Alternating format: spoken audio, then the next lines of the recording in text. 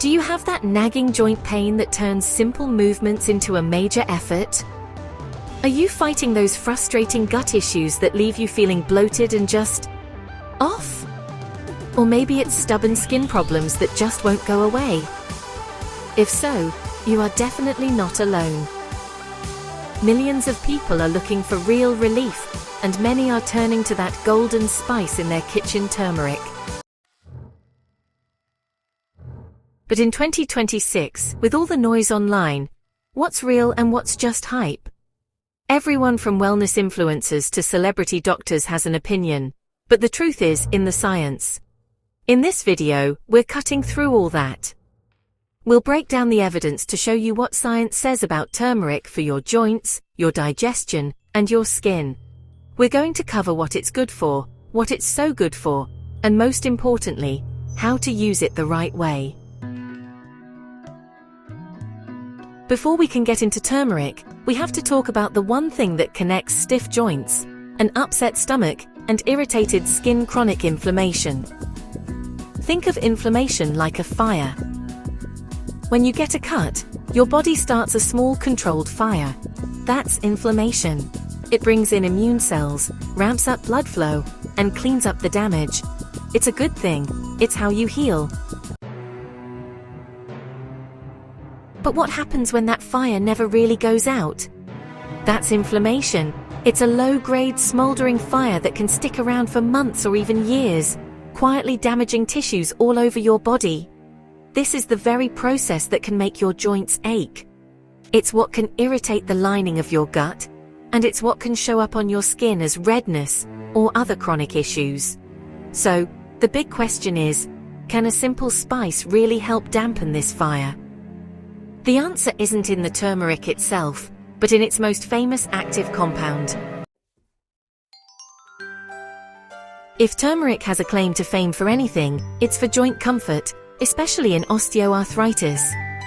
That's the wear and tear arthritis that affects millions, causing pain and stiffness, most often in the knees. Over the last few years, a growing number of clinical trials have put curcumin to the test. Multiple reviews of these trials have found that curcumin supplements provide a modest but meaningful benefit for osteoarthritis, helping to reduce pain and improve function for many people.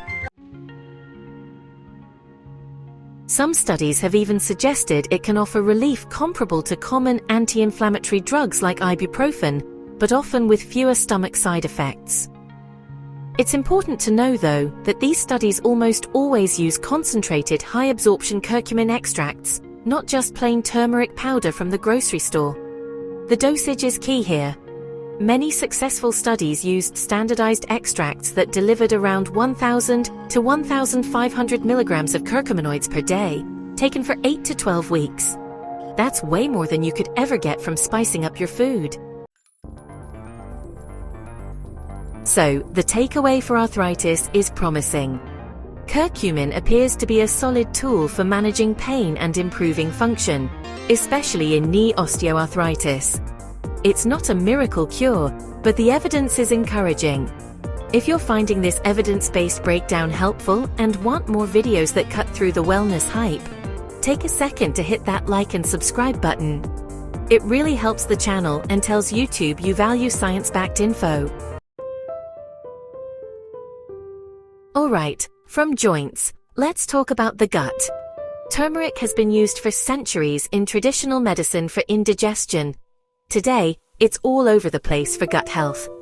But this is where, honestly, the marketing can get way ahead of the science. The research here is what we'd call emerging but mixed. A number of studies have looked at curcumin for inflammatory bowel diseases, like ulcerative colitis and Crohn's, and for irritable bowel syndrome, or IBS. A recent meta-analysis of 13 trials found that curcumin showed real potential when used as an therapy for helping patients with ulcerative colitis achieve remission. For Crohn's disease, however, the results have been inconclusive, with curcumin not showing a clear benefit over a placebo. For IBS, some studies have noted that turmeric or curcumin might help improve symptoms like abdominal pain. But, the evidence is still considered pretty limited, And because studies use different formulas and doses, no firm clinical recommendation can be made yet. And here's a critical point. While it may help some, turmeric can also digestive issues. At higher doses, side effects like an upset stomach, reflux, or diarrhea are common. So for anyone with a sensitive stomach, the idea that more is better is definitely wrong. It's a perfect example of something that can be both a remedy and an irritant. So, the third big area people look to turmeric for is skin health. And honestly, it makes sense. Inflammation doesn't just stay inside. It often shows itself on our skin. Conditions like psoriasis, acne, and even skin aging from sun exposure all have an inflammatory side. The research here is still in its early days, but it's definitely pointing in an interesting direction. A systematic review looking at both oral and topical use of turmeric found early evidence that it could offer benefits for a range of skin conditions, including psoriasis and acne.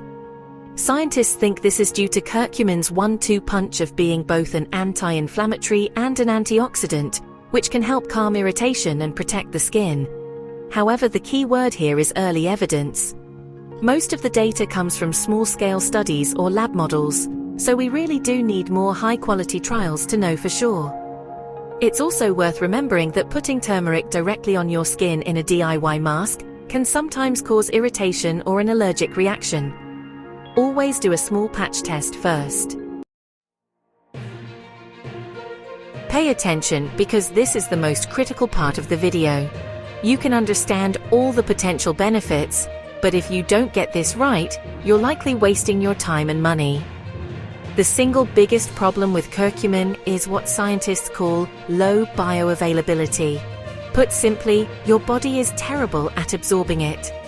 When you consume regular turmeric, a huge amount of it is broken down and flushed out before it ever reaches your bloodstream to do any good. So, how do we fix this? For years, the go-to solution has been piperine, which is the active compound found in black pepper. One famous, and honestly, highly cited, study from 1998 found that taking curcumin with piperine could boost its bioavailability by a massive 2,000%. That's why you'll spot nearly every decent turmeric supplement, including black pepper extract. However, it's worth noting that some more recent analyses have started to question just how universal that 2,000% figure really is, suggesting it's not always a guarantee.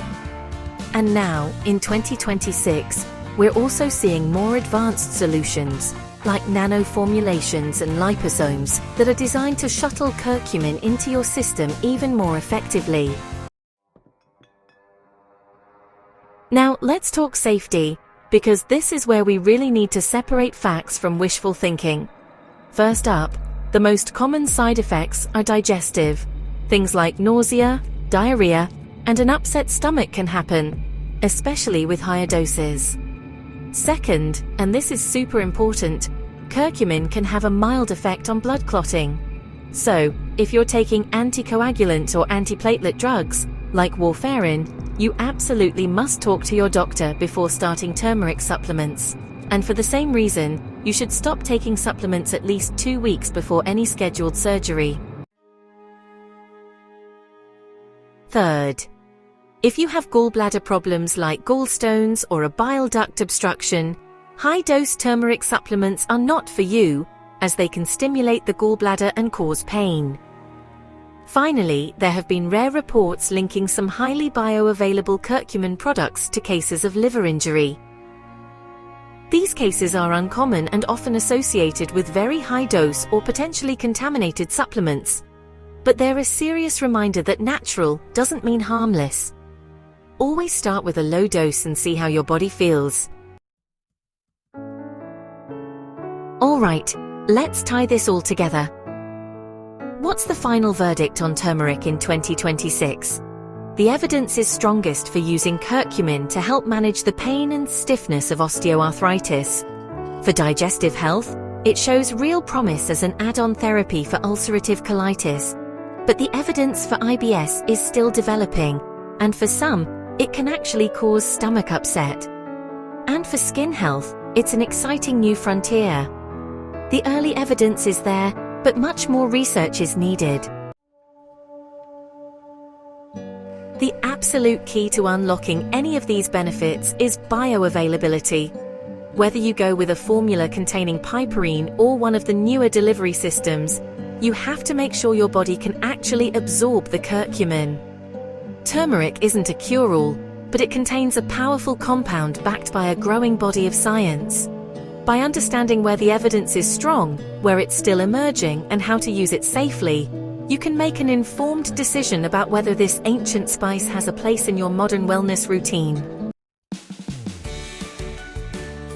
Now I want to hear from you. Which of these benefits are you most interested in? Is it for your joints, your gut, or your skin?